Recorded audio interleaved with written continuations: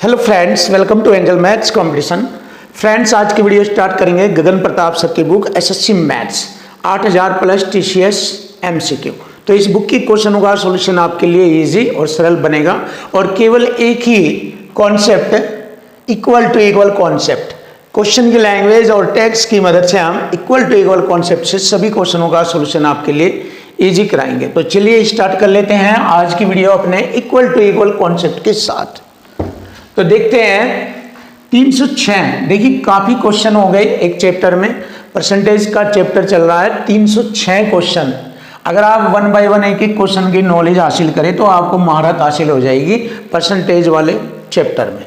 तो देखो, यदि फोटोग्राफ शब्द में पीएच देखा मैंने दो जगह पर है, यहाँ पर पीएच है और इधर पीएच है, तो पीएच के स्थान पर एफ लिखा जाता है। तो मैंने एफ यहाँ लिखा, एफ यहाँ लिखा, अक्षर थे यहाँ ये 4, अब लिखे गए इनके स्थान पर केवल 2। तो इसका मतलब अक्षरों में कमी आ गई। कितने की? 2, 4, 6, 8, 10 अक्षर थे ये। 10 अक्षर पर 2 की कमी आ गई।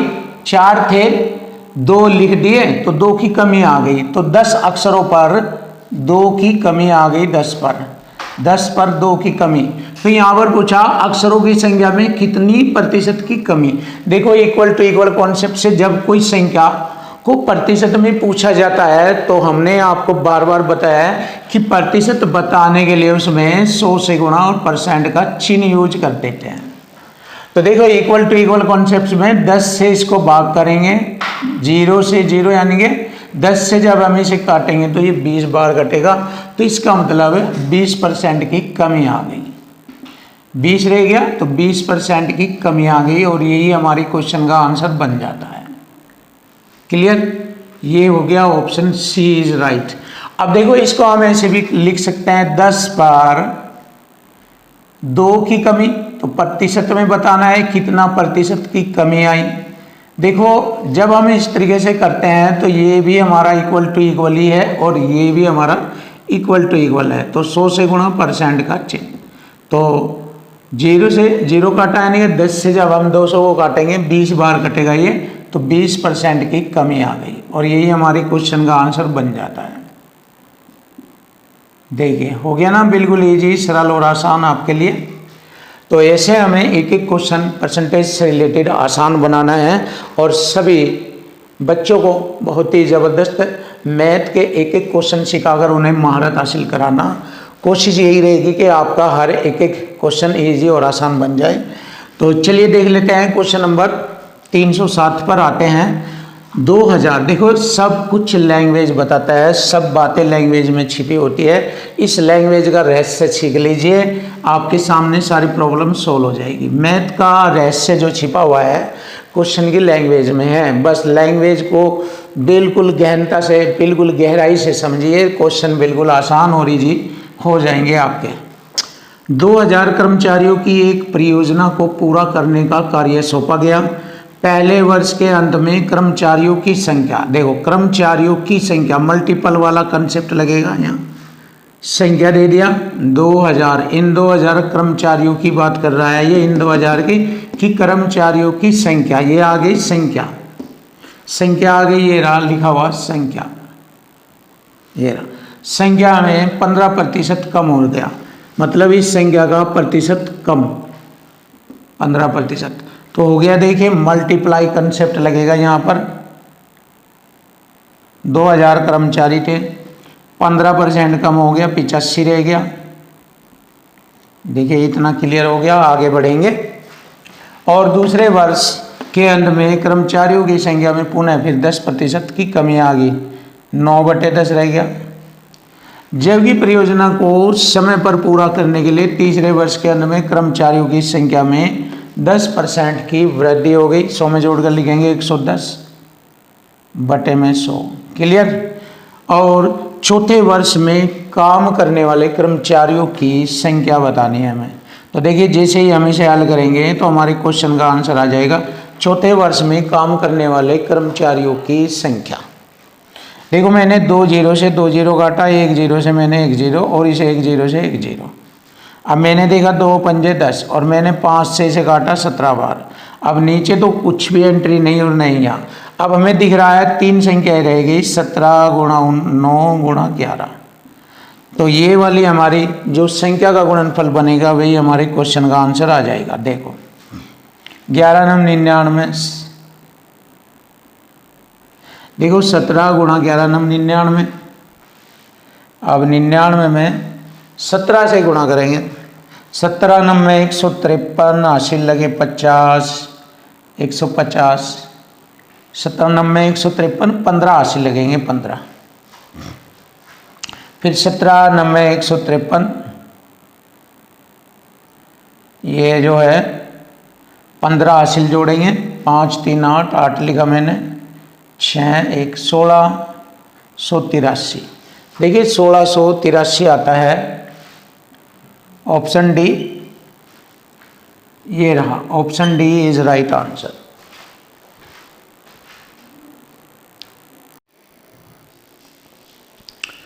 Question number 308। अब देखेंगे क्वेश्चन नंबर 308 और आसान इजी तरीके से आपके सामने सॉल्यूशन बनेगा। देखो क्वेश्चन की लैंग्वेज ये है, सब कुछ इसी से बनते हैं सारे क्वेश्चन, आसान और इजी। किसी कक्षा में 5 वर्ग है, 5 वर्ग है जिनमें क्रम से 25 30 40 45 और 60 छात्र दिए गए हैं। तो मैंने लिखा पहले वर्ग में 25 छात्र, दूसरे वर्ग में 30 छात्र और तीसरे वर्ग में 40 छात्र, चौथे वर्ग में 45 और पांचवें वर्ग में 60 छात्र है। क्लियर हो गया ये? देखो ये वाली लाइन हमारी बिल्कुल क्लियर हो गई। दूसरी लाइन में देखेंगे इन वर्गों की उत्तीर्ण प्रतिशतता, यानी कि जो इन वर्गों में छात्र हैं उनका उत्तीर्ण प्रतिशत, पहले में 20% यानी कि 25 छात्रों का 20%, 25 दूनी 50 यानी कि 5 छात्र उत्तीर्ण होंगे, लिख दिया मैंने। और दूसरे में 30 का 30% होता है, 9 छात्र उत्तीर्ण हुए। और तीसरे में 40 का 35%, 35 चौका 140 होता है, यानी कि 14 छात्र। चौथे में 45 चौका 180 यानी कि 18 छात्र। और चौथे में 60 का 100% है, इसका मतलब 60 के 60 छात्र उत्तीर्ण होंगे। चौथे वर्ग में जितने भी छात्र थे वे सभी उत्तीर्ण होंगे, 100% उनका रिजल्ट रहा पास होने का।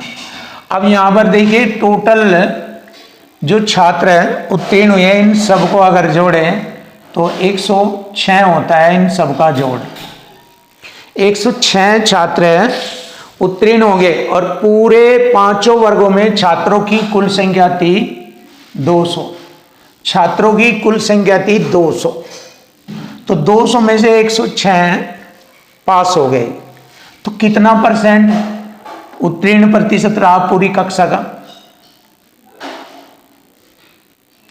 देखिए 200 में से 106, 100 से गुणा परसेंट का चिन्ह ये वाला, ये इक्वल टू इक्वल ही होता है, ये इसे बटे में रख दीजिए या बराबर में, एक ही बात है। 2 0 से 2 0, 2 से 106 को काटेंगे 53% लीजिए। आ गया क्वेश्चन का आंसर 53%।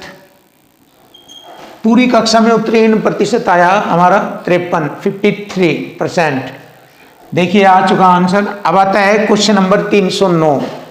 जैसे जैसे मैंने बताया है कि अगर लैंग्वेज समझे तो लैंग्वेज में ही सब कुछ छिपा होता है, और अगर आप लैंग्वेज को नज़रअंदाज करते हैं तो फिर आपकी प्रॉब्लम बढ़ जाएगी, आपको दिक्कतें आएगी। और अगर लैंग्वेज को आप फॉलो करते हैं तो कुछ भी नहीं है मैथ के अंदर, बहुत आसान हो जाएगा। जैसे कि आप देखिए यहाँ पर राम के पास 12 मुर्गियाँ और, देखो ध्यान से, राम के पास 12 मुर्गियाँ और 5 गायें हैं। फिर श्याम के पास 18 मुर्गियाँ 9 गायें हैं। देखो दोनों में यही बात बताई गई, राम के पास इतनी गाय इतनी मुर्गियाँ, श्याम के पास इतनी गाय इतनी मुर्गियाँ, प्रीतम के पास इतनी गाय इतनी मुर्गियाँ, और विनय के पास इतनी मुर्गियाँ और इतनी गायें हैं। चलो यहाँ लो तो कोई दिक्कत नहीं है, हमें पता है इन 4 बंदों की बात की गई है, इनमें इतनी गाय इतनी मुर्गियाँ हैं। लेकिन पूछा है हमसे कि किसके पास मुर्गियों और गायों का अनुपात। देखो बच्चा इसमें कंफ्यूज हो जाता है क्वेश्चन में, लेकिन वह लैंग्वेज को समझ नहीं पाता कि राइटर ने पूछा क्या है। देखो यहाँ से पता लग रहा है मुझे कि राइटर ने कहा कि मुर्गियों और गायों की जो संख्या है प्रत्येक व्यक्ति के पास जो है, उनकी संख्याओं का अनुपात बताना कि किसका अधिक अनुपात है। तो यहाँ से मुझे पता लग गया इनका मुर्गियों और गायों का अनुपात निकालना और पता करना किसका अधिक है। तो इसका मतलब मुर्गियां और गायें की संख्या को अनुपातिक रूप में लिखेंगे। बस यहीं से ही मालूम हो जाता है क्वेश्चन की लैंग्वेज से ही। तो चलिए लिख लेते हैं हम राम के पास 12 मुर्गी ये दिया और 5 गाय हैं, तो इनका अनुपात बताना। तो अनुपात के रूप में से ऐसे लिख देंगे 12/5, 12 गाय 5 मुर्गियां। अब राम की बात होगी, शाम की बात आती है। शाम ने 18 मुर्गियां 9 गाय। प्रीतम के पास 4 मुर्गियां 8 गाय। विनय के पास 10 मुर्गियां 7 गाय हैं। ये अनुपातिक रूप में लिख दिया मैंने। अब हमें ये मालूम करना किसके पास सर्वाधिक मुर्गियों और गायों का अनुपात होगा, ये बताना अधिक अनुपात। तो सीधा सीधा डिवाइड कर दो, 5 दूनी 10, 5 24, 2.4, 9 दूनी 18, 2 करे 100, 8 पंजे 40.5, 7 से भाग करेंगे 1.4 के लगभग। तो यहाँ पर देखिए जिसका मान या जिसकी वैल्यू सबसे ज़्यादा होगी वही रेशो सबसे बड़ा और अधिक होगा। देखो 1.5, 2, 2.4 ये वाला है, 2.4 सबसे बड़ा मान है और ये है राम। तो राम को जो मिला वो सबसे अधिक मुर्गियां और गायों की संख्या के अनुपात में सबसे अधिक मिला। किसको? राम को। क्योंकि इसकी जो वैल्यू है अगर देखी जाए इन तीनों से अधिक है, ये 2 है तो ये 2.4 अधिक, तो ये आता है राम आएगा सबसे अधिक। राम के पास मुर्गियों और गायों की संख्या का अनुपात था सबसे अधिक राम के पास। ये आ गया हमारे क्वेश्चन का answer, option C is right answer.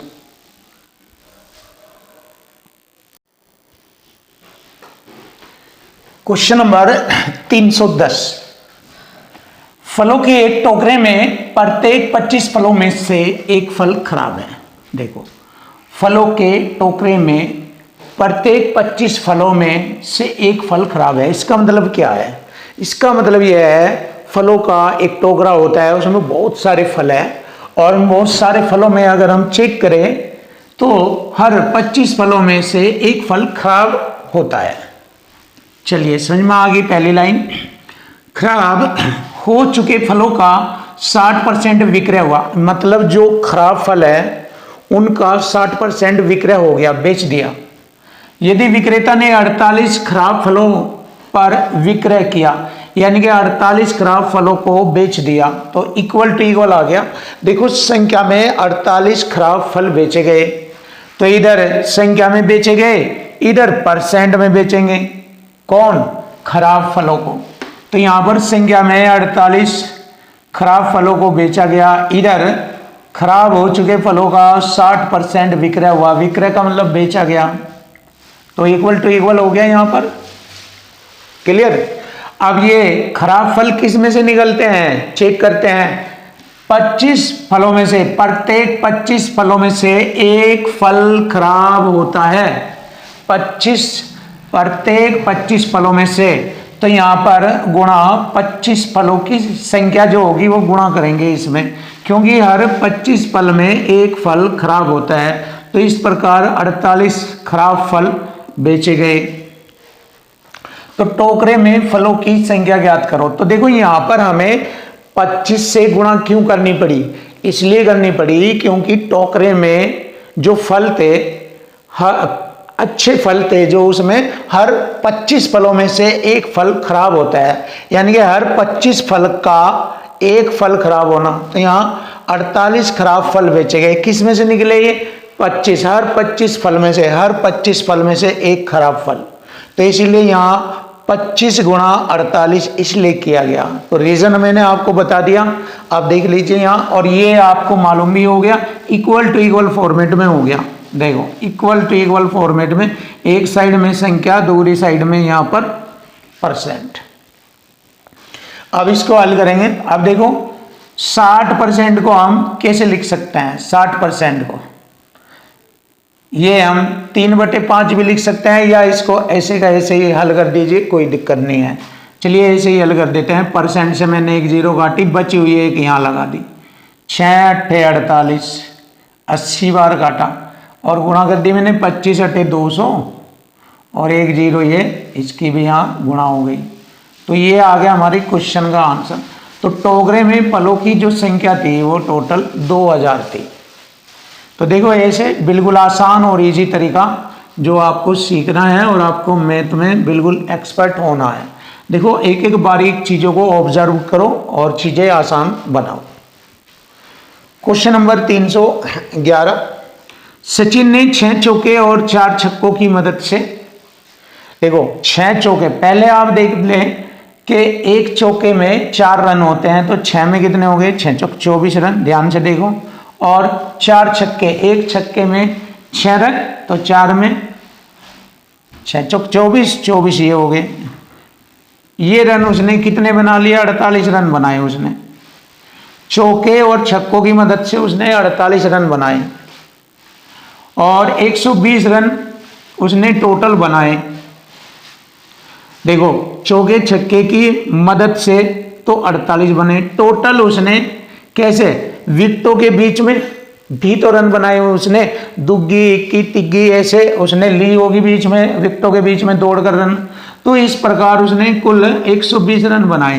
तो देखो ये तो है चौके और छक्के के 48 रन, तो मैं लिख देता हूं चौके छक्के के 48 रन बनते हैं। जो 120 टोटल में से इन दोनों के है, तो मैंने क्या किया, 120 में से 48 रन घटा दिए। तो ये जो बचे हुए रन आएंगे, ये 72 रन आते हैं, बचे हुए शेष ये विकेटों के बीच में उसने दौड़कर बनाई। जो सचिन है खिलाड़ी है, उसने विकेटों के बीच में उसने ये 72 रन बनाए। कुल स्कोर के कितने प्रतिशत रन विकेटों के बीच में दौड़कर बनाए, ये आ गई बात। विकेटों के बीच में उसने 72 रन बनाए, बट कुल स्कोर हमारा ये है टोटल, कुल स्कोर का ये रहा 120 का ये 72 कितना प्रतिशत है, 100 से गुणा करेंगे, परसेंट का चिन्ह। अब यहां से हम इसको हल करेंगे, हमारा आंसर आ जाएगा कितने प्रतिशत रन बनते हैं। 0 से 0 12 6 72 60 बार, तो मैंने देखा 60% रन बनते हैं। और ये हमारा क्वेश्चन बन गया, बिल्कुल आसान और इजी और सिंपल तरीके से आपके सामने आंसर आ चुका। Option D is right.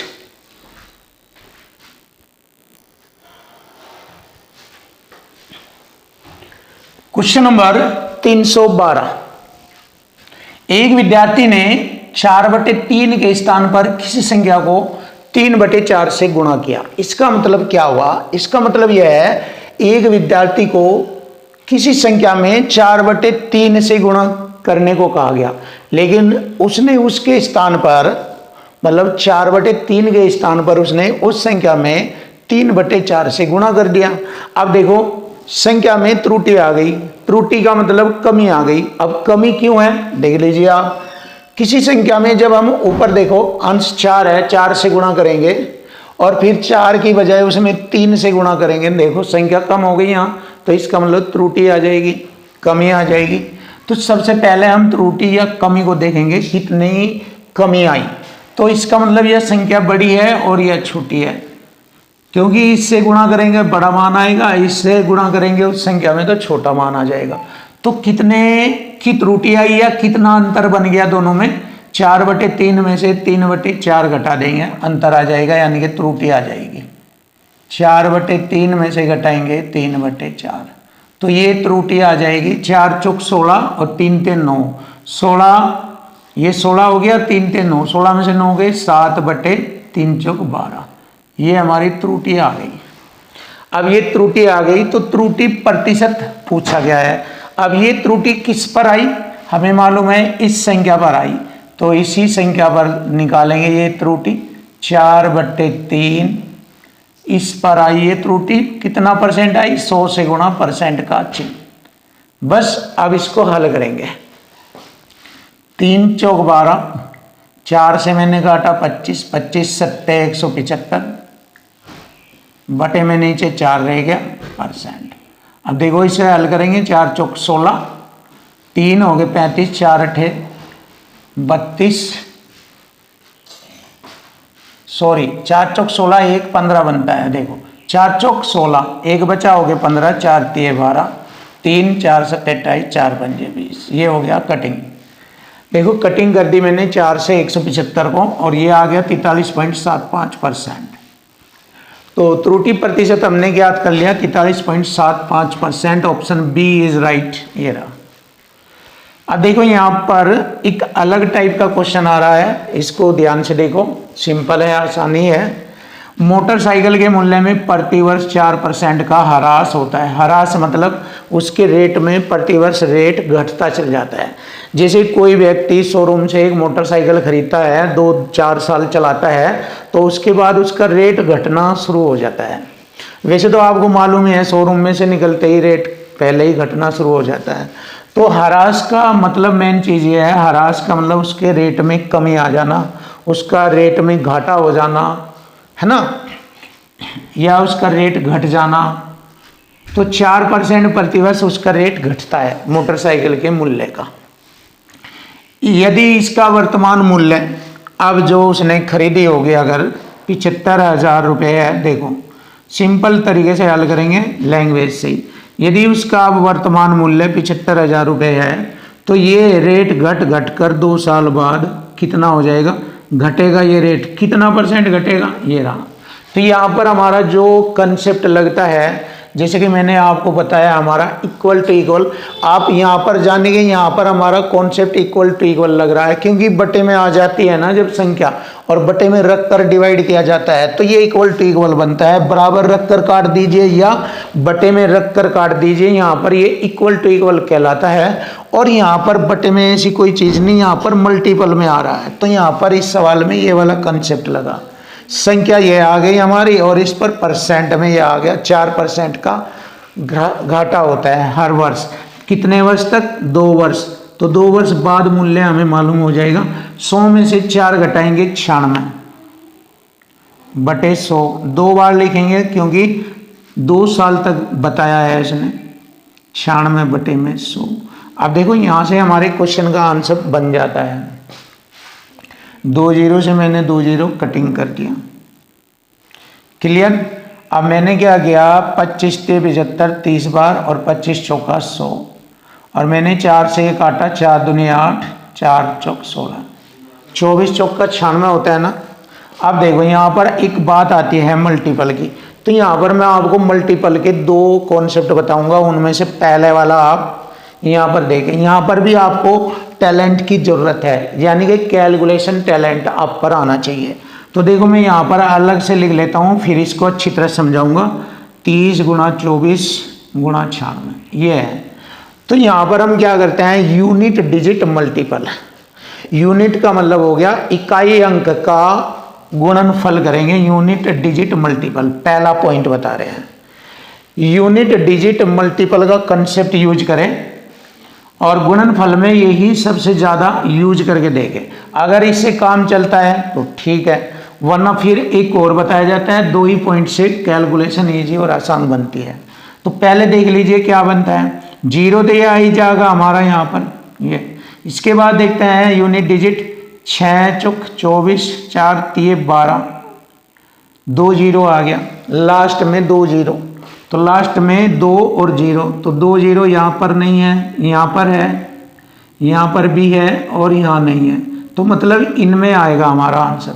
तो यहाँ से हमारा 2 ऑप्शन में सेम डिजिट मिल गई, लास्ट डिजिट सेम मिल गई।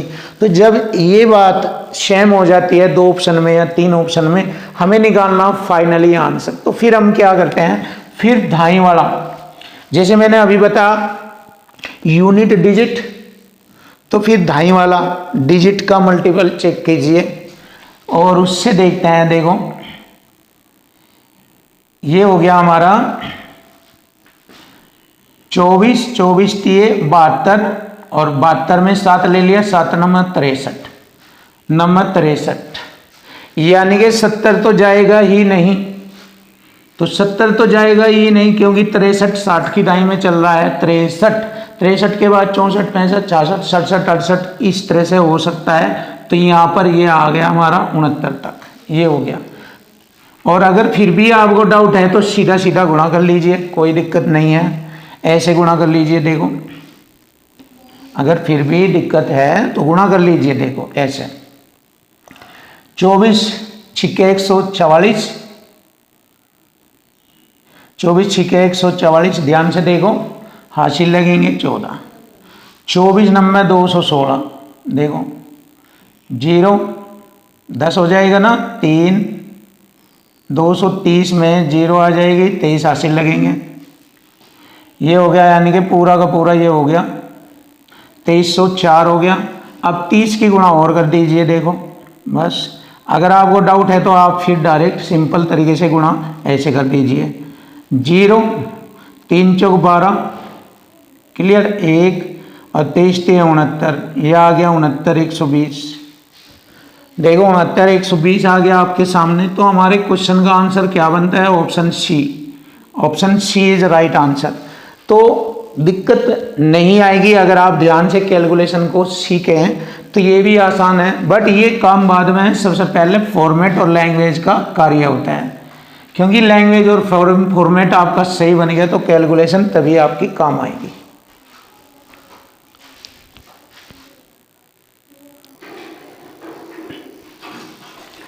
क्वेश्चन नंबर 314, देखिए क्वेश्चन नंबर 314, लैंग्वेज से क्वेश्चन इजी बनेगा और बस समझना है। और जैसे कि आप जानते हैं क्वेश्चन की लैंग्वेज और इक्वल टू इक्वल से क्वेश्चन बनेगा। हर एक एक क्वेश्चन जो लैंग्वेज से रिलेटेड है, इन्हीं दो कॉन्सेप्ट से चलता रहता है। तो दो टंकियों ए व बी में पानी की मात्रा का अनुपात 6:5 है। जिसे आपको पता है दो टंकियां हैं, उनमें पानी की मात्रा 6:5 के अनुपात में है। यदि टैंक ए के पानी की मात्रा में 30% की वृद्धि की जाती है, यानी कि ए में जितना पानी है उसमें 30% और बढ़ा दिया जाए, तो टैंक बी के पानी की मात्रा में कितनी प्रतिशत की वृद्धि की जानी चाहिए जिससे कि दोनों टंकियों में पानी की मात्रा समान हो जाए, यानी कि बराबर बराबर हो जाए, इक्वल हो जाए दोनों में पानी की मात्रा। तो देखो दोनों में पानी की मात्रा बराबर कह रहा है, ये रहा, यहाँ पर मात्रा समान हो जाए। तो पहले मैं आपको इक्वल टू इक्वल कॉन्सेप्ट से करके दिखाता हूँ। देखो इक्वल टू इक्वल खुद बताया है उसने, दोनों में पानी की मात्रा समान हो जाए। पहली टंकी में पानी कितना था? 6 के रेशो में। दूसरी टंकी में पानी 5 था। अब इन्हें दोनों में पानी की मात्रा बराबर करनी है। कैसे? देखो पहली टंकी में 30% की वृद्धि हुई, 100 में जोड़ेंगे 130%। दूसरी में कितने परसेंट की वृद्धि हुई? यही तो पूछा है, जिससे उनका दोनों टंकियों में पानी की मात्रा समान हो जाए। ये कितने प्रतिशत की वृद्धि हुई, ये हो गया हमारा इक्वल टू इक्वल। और यहाँ पर हमें इक्वल टू इक्वल से हमें क्वेश्चन का सॉल्यूशन मिल जाएगा। अब चेक कर लीजिए। देखिए परसेंट से मैंने परसेंट हटाया, 5 से मैंने काटा, 5 दूनी 10, 5 6 20, 26 और 6 की गुणा करेंगे, 6 6 36, 3 6 दूनी 12, 3 15। देखिए 100 से कितना कूद रहा है, क्योंकि मैंने बताया प्रतिशत वृद्धि के रहा, जो 100 से ज्यादा होगा वही प्रतिशत वृद्धि होगी। 100 से अधिक है ये 56, तो 56% की वृद्धि होगी। देखिए हमारे क्वेश्चन का आंसर आ गया इक्वल टू इक्वल फॉर्मेट के according. Option A is right answer. एक तरीका तो यह है आपके सामने इक्वल टू इक्वल फॉर्मेट के अकॉर्डिंग। अब आप इसका दूसरा मेथड भी जानिए। कई सारे तरीके से हम क्वेश्चन की लैंग्वेज के अकॉर्डिंग क्वेश्चन को हल कर सकते हैं, बट चलेगा क्वेश्चन की लैंग्वेज से ही क्वेश्चन। देखो दो टंकियां हैं, इनमें 6 और 5 के अनुपात में पानी है, 6 और 5 के। पहली टंकी में 30% की वृद्धि हुई, यानी कि 6 का 30% हो गया 3 6 18, 1.8, 1.8। अब देखिए 1.8 बढ़ गया, तो इसका मतलब अब पहली टंकी में कितना हो गया? 1.8 बढ़ गया, तो 6 7.8 हो गया। 30% की वृद्धि से मालूम हो गया 1.8 की वृद्धि होगी। इसका मतलब अब पहली टंकी में पानी की मात्रा 7.8 होगी, तो दूसरी में भी मुझे 7.8 ही करना, क्योंकि दोनों में बराबर कह रहा है, बराबर मात्रा में 7.8 ही करना है। तो देखो सिंपल सा तरीका, यहीं से 100 के अकॉर्डिंग क्वेश्चन हल हो जाएगा। 100 के अकॉर्डिंग मैंने क्या किया, यहां से दशमलव हटाया और 1 0 यहां लगा दी। अगर मैं 100 के अकॉर्डिंग कर दूं तो अभी क्वेश्चन का आंसर मालूम हो जाएगा। 100 कर दूं यहाँ, 100 कैसे होगा अगर मैंने 2 से गुणा यहाँ किया, 50 दूनी 100 और 2 से यहाँ भी गुणा किया, तो ये हो गया 100, 50 दूनी 100 और ये हो गया 2 अट्ठे 16 और 2 सत्ते 14 और 1 15, ये हो गया 156। तो 100 से 156 मतलब 56% की वृद्धि हुई 100 के अकॉर्डिंग। आप ऐसे भी इसको हल कर सकते हैं। देखिए जबरदस्त, बहुत अच्छा तरीका। या फिर आप ऐसे भी कर सकते हैं, ये तो बेस्ट ही है, आप इसको ऐसे भी कर सकते हैं। देखिए ऐसे, पहली टंकी में 7.8 पानी की मात्रा है तो दूसरे में भी 7.8 होगा, क्योंकि दोनों की मात्रा समान होनी। तो देखो 5 से 7.8 जाने में 5 पर कितना बढ़ गया, 2.8। ऐसे भी आप कर सकते हैं प्रतिशत वृद्धि। 100 से गुणा करेंगे, परसेंट का चिन्ह, 1.10, 5 दूनी 10, 28 दूनी 56। देखिए 56% की वृद्धि। आपको मैंने 3 तरीके बता दिए, और भी तरीके होते हैं, बट आप बस 2-3 तरीके आप पर आने चाहिए, अच्छी बात है, और नॉलेज बढ़ेगी तो आपको सीख लेने चाहिए, ये आपके लिए अच्छा है। Option A. अब आता है क्वेश्चन नंबर 315। रविंद्र एक मेडिकल इंश्योरेंस पॉलिसी में 3750 रुपये का निवेश करता है। देखो कितना रुपया लगा दिया उसने पॉलिसी में, 3750 रुपये का निवेश करता है। और उसने ये भी बताया कि जो कि उसके मासिक वेतन का 15% है। इसका मतलब जो वो महीने में जितनी भी इनकम कर रहा है उस सैलरी में से उसने 15% मेडिकल इंश्योरेंस पॉलिसी में खर्च कर दिया। 15% ये वाला, इसका मतलब ये 15% के बराबर है। ये इक्वल टू इक्वल हो गया 3750 रुपये बराबर, यहाँ तो रुपये में कह रहा है 3750 रुपये पॉलिसी पर खर्च कर रहा है, इधर परसेंट में कह रहा है कि 15% खर्च कर देता है पॉलिसी में। तो हो गया ना इक्वल टू इक्वल। अगर मैं यहाँ पर इससे इसको डिवाइड करूँ तो उसकी मासिक आय आ जाएगी, क्योंकि मासिक आय का ही तो 15% खर्च कर रहा है। ये मासिक वेतन का मतलब मासिक वेतन, तो मासिक वेतन आ जाएगा यहाँ पर, उस वेतन का 15% वह खर्च कर रहा है, जिसको हम 3750 कहते हैं। तो यहाँ से हम इसे हल करेंगे, उसका वेतन आ जाएगा 100% वैल्यू। इसके बाद वह अपने मासिक वेतन का 25% और 8% क्रम से एक बाल शिक्षा पॉलिसी और म्यूचुअल फंड में निवेश करता है। तो देखो पहले तो इतना यहाँ खर्च किया, फिर 25 यहाँ, 25 और 15 हो गया 40, 40 और 8 48% उसने अपनी सैलरी में से खर्च कर दिया। तो 100% सैलरी में से अगर 48% खर्च करता है तो वह 52% की बचत कर लेता है। 52%, देखो 100 में से अगर वह 48% खर्च करता है तो 52% बचाता है वो। समझ रहे ना मेरी बात, 52%। तो किस में से बचाएगा, अपनी सैलरी में से, अपनी सैलरी का, अपने वेतन का मतलब देखो यहाँ इक्वल टू इक्वल है और फिर यहाँ मल्टीपल भी लग जाएगा। जैसे ही उसकी सैलरी आ जाएगी इससे कटिंग करके, तो फिर उस सैलरी का, फिर ये वाला कंसेप्ट मदद करेगा। देखो पहले तो इक्वल टू इक्वल की मदद से क्वेश्चन चलता है आगे, जैसे ही क्वेश्चन आगे चलता है फिर ये अपने ऊपर जिम्मेदारी ले लेता है इक्वल टू इक्वल, फिर ये वाली जिम्मेदारी ये ले लेता है कि भाई अब मैं करूँगा इसको हल। तो यहाँ हो गया हमारा 52%, उस वेतन का 52%। बचत, तो उसके पास कितनी राशि बची, ये बचत राशि है उसकी। चलिए इसको हल कर लेते हैं, क्या बनता है। मैंने परसेंट से परसेंट काटा, 15 दूनी 30, 15 पंजे 75, 0 ऐसा। अब मैंने क्या किया, गुणा कर दी, 1 0, 25 दूनी 50, 5 25 पंजे 125 और 5 130, ये आ गया 13,000 रुपये। देखिए हमारे क्वेश्चन का आंसर बन चुका है 13,000 रुपये। आसान और सिंपल तरीके से आप ऐसे करेंगे हर एक एक क्वेश्चन, तो आपको दिक्कत कभी भी नहीं आएगी, कभी भी नहीं आएगी दिक्कत।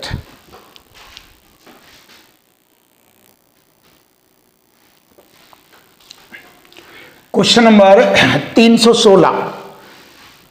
देखिए क्वेश्चन नंबर 316, एक दुकानदार के पास निश्चित संख्या में सेब है। देखो दुकानदार के पास सेब है निश्चित संख्या में, जिनमें से 10% सेब सड़े हुए पाए गए। बात परसेंट की आ गई, तो जब बात परसेंट की आ जाती है तो इसका मतलब उसके पास कुल सेबों की जो संख्या है वह परसेंट में कुल 100% है। उस 100% में से 10% सेब सड़े हुए हैं, तो इसका मतलब 90% सेब अच्छे हैं, 10% तो सड़े हुए हैं, 90% सेब अच्छे हैं। ये मैंने अच्छे लिख दिए, 90% का बटे में 100, 90% सेब अच्छे हैं। ये शेष जो बचे हुए अच्छे सेब है ये 90%। वह शेष अच्छे सेबों में से, इन्हीं की तो बात कर रहा है, शेष अच्छे सेब 90% में से 85% को बेच देता है। जब 85% बेच देगा तो यही उसके लिए 100% के अकॉर्डिंग होगा, तो 85% बेच देता है तो फिर 15% रह जाता है। 100 के अकॉर्डिंग 85% जब बेच दिया तो 15% शेष रह जाता है। तो मैंने क्या किया, यहां इसका 15% लिख दिया, शेष रह जाता है। और अभी भी उसके पास संख्या में 405 सेब शेष बचे रह जाते हैं। तो ये रहा बचत बराबर बचत या शेष बराबर शेष, ये रहा equal to equal concept finish हो जाएगा। क्वेश्चन देखिए कितने बचे रह गए, 405 सेब बचे हुए हैं। तो आरंभ में उसके पास कितने सेब थे, जैसे ही हम इस शेष को हल करेंगे तो आरंभ में उसके पास सेबों की संख्या हमें मालूम हो जाएगी। तो देखो यहां पर एक साइड में परसेंट, दूसरी साइड में संख्या, बन गया इक्वल टू इक्वल 4। अब हम इसको हल कर लेते हैं। देखो 0 से मैंने 0 काटा और 9 से काटा, 9 चौक 36, 9 पंजे 45 और 15 तिये 45। अब देखो नीचे 3 0 रह गई, यानी कि 1000 तिया 3000, गुणा करेंगे 3 में, 3000 सेब थे उसके पास आरंभ में। यही हमारे क्वेश्चन का आंसर बन जाता है। देख लीजिए सिंपल और आसान तरीका ही रहेगा आपके हर क्वेश्चन का। अब यहां पर आते हैं हम क्वेश्चन नंबर 317 पर। एक वस्तु की कीमत 20% कम करने पर, देखो 100 से उसकी कीमत कितनी कम हो गई, 20%। देखो 100 के अकॉर्डिंग करेंगे, 100 पर 20% की कमी आ गई तो 80%, यानी कि 4/5 रह गया। और उसकी बिक्री में X%, अब उसकी बिक्री में X% की वृद्धि कर दी जाती है। यदि राजस्व की प्राप्ति में 25% की वृद्धि होती है, 100 में जोड़कर लिखेंगे, यहां पर भी 100 में जोड़कर ही है, मालूम आ जाएगा, आगे पता लग जाएगा कितना वृद्धि होती है। 25% की राजस्व प्राप्ति में वृद्धि होती है। ये प्राप्ति का मतलब हो गया बराबर प्राप्त होने वाली संख्या। तो x का मान बताना हमें। तो देखो अब इसको हल करेंगे। मैंने क्या किया, परसेंट से परसेंट हटाया। मैंने 5 से इसको काटा 20 बार और 5 चौक 20 और 5 से 25 बार।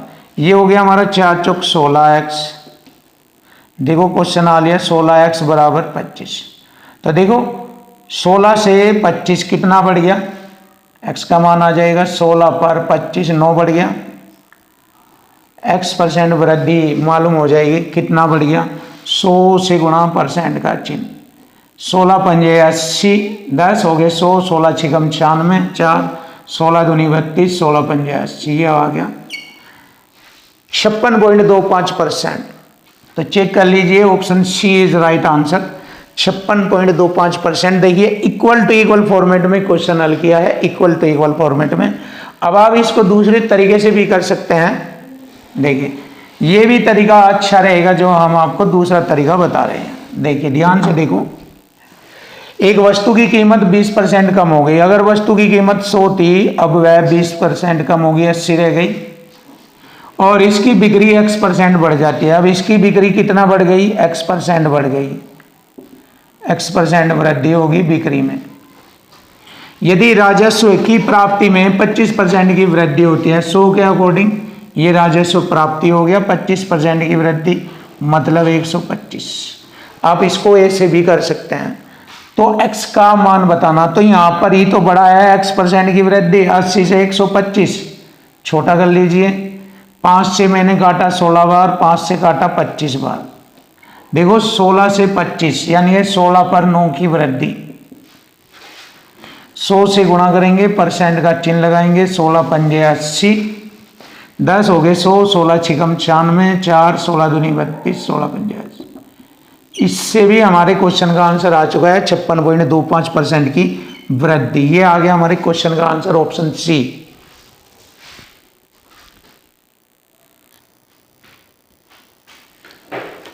Question number 318। अब देखेंगे क्वेश्चन नंबर 318। रीना का 24% वेतन सुनीता के 38% वेतन के बराबर है। देखो इक्वल टू इक्वल आ चुका है यहाँ पर, इक्वल टू इक्वल यानी कि बराबर बराबर। जो हमारा कॉन्सेप्ट चलता है हर एक एक क्वेश्चन में, आप चेक कर रहे होंगे वीडियो के हर एक एक क्वेश्चन में, किसी भी बुक को जो हम पढ़ा रहे हैं सभी में इक्वल टू इक्वल कॉन्सेप्ट या संख्या पर मल्टीपल, ये वाले दोनों ही चलते हैं। अब देखो यहाँ पर रीना का 24% लिखेंगे, रीना का 24% वेतन सुनीता के 38% वेतन के बराबर है। ये रहा देखो बराबर, तो यहाँ से रीना और सुनीता का वेतन रेशो में आ जाएगा। जैसे ही मैं इसको छोटा करूँगा, 2 से काटूंगा 12 बार और 2 से काटूंगा 19 बार, तो बराबर में रेशो उल्टा हो जाता है। तो मैंने लिखा रीना का 19 हो जाएगा रेशो और सुनीता का रेशो आएगा इधर 12। बराबर में रेशो उल्टा होता है, ये इधर सुनीता का हो गया और इधर ये रीना का। क्लियर है? 19-12। अब बात आई वीना की। वीना का वेतन रीना और सुनीता के कुल वेतन का 2/3 है। यह है वीना। वीना का वेतन इन दोनों के वेतन का, इन दोनों का वेतन हो गया हमारा 31 हो गया। ये 31 का 2/3 मतलब कितना हो गया? 31 दूनी 62/3। ये वीना का वेतन है, इन दोनों के वेतन का 2/3। यदि वीना का वेतन 62,000 रुपये है, देखो इक्वल टू इक्वल आ गया। फिर संख्या में, यहाँ तो ये आ गया रेशो में ये, और इधर संख्या में आ गया है 62,000 रुपये। इक्वल टू इक्वल हो गया यहाँ पर। तो हमसे पूछा है सुनीता का वेतन बताओ। सुनीता का वेतन रेशो में 12 है, 12 से गुणा करेंगे तो यहाँ पर मुझे मालूम हो जाएगा सुनीता का वेतन। सुनीता का वेतन कितना होगा? देखो मैंने काटा 62 से 62, 1000 तिया 3000 और 3 में 12 की गुणा करेंगे तो 12 तिया 36,000 रुपये है सुनीता के। चेक कर लीजिए, बिल्कुल सिंपल आसान आपके लिए। Option D is right.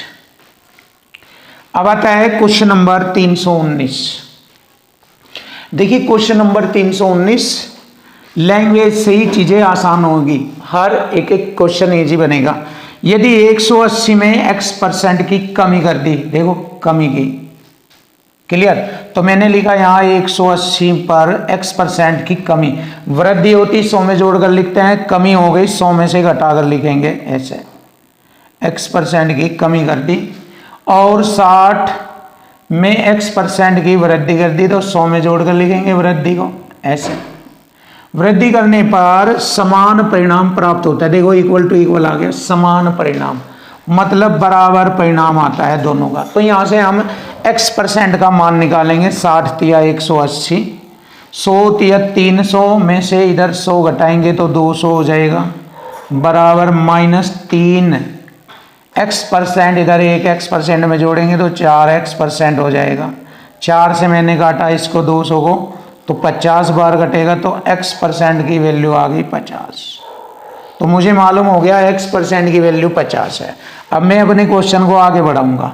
यहाँ से यहाँ तक तो मैंने question equal to equal format में कर दिया। अब यहाँ पर सिंपल तरीके से उसने कहा कि 410 का x% यानी कि 410 का x% का मान है हमारा 50, 410 का 50। क्लियर? और यहाँ पर लिखते हैं 210 का कितना हो गया? ये 210 का, ये 50% लिख दीजिए आप, 50% लिख दीजिए यहाँ पर आप। 210 का 50 और 20 70% इधर लिखेंगे, 50 और 20 70। पहले इन्हें सिंपल करेंगे, परसेंट से 2 जीरो, इधर परसेंट से 2 जीरो, ये होगा 205, ये हो गया 21 सत्ते 147। क्लियर? अब हम देखते हैं कि ये वाली संख्या इस वाली संख्या से कितना अधिक है परसेंट में, इससे ये कितना अधिक है। ये कितना अधिक। तो मैंने क्या देखा है 147 पर मैं लिखूंगा अधिक। कितना अधिक है? 15 में से 7 घटाएंगे 8, 9 में से 4 घटाएंगे 5, 58, 100 से गुणा करेंगे परसेंट का चिन्ह। अब देखो 14 चौका 56, बट यहां पर भी है ये, इसका मतलब 40 के आसपास मिलेगा हमारा। देखो 14 चौका 56, कैलकुलेशन स्टाइल भी आपका होना चाहिए। ऐसे नहीं कि यहाँ पर लग गया आप भाग देने टाइम लग जाएगा, टैलेंट से करो थोड़ा सा। लगभग 40 के आसपास, देखो ये तो 40 के आसपास नहीं है, ये भी नहीं है, ये भी नहीं है, और ये है, देखिए ये रहा, ये वाला आंसर बनता है। बस क्वेश्चन का आंसर आ गया हमारा complete. Option D is right answer, ये रहा ऑप्शन डी, फिनिश।